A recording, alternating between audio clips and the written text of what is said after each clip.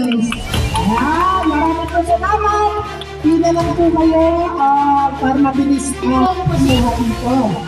Okay po? Sige.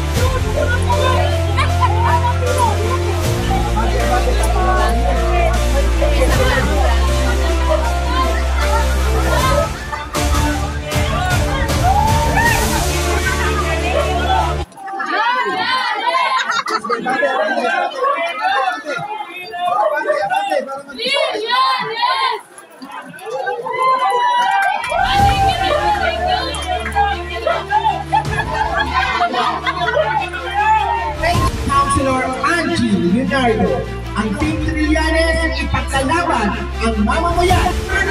Kaya naman po panahon na para sa ating bagong mayor, Mayor Sonny!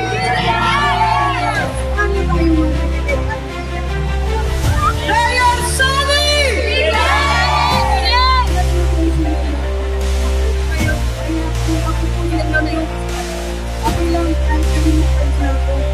Huwag lang si Mayor Sonny. Pwede? Siyempre, huwag natin kakalimutan yung ating mga kasamahan. Joaquin Trillanes, Konsyahal, Hiling Faustino, Konsyahal Mickey Bulag. Wala kang Kumusta po kayo?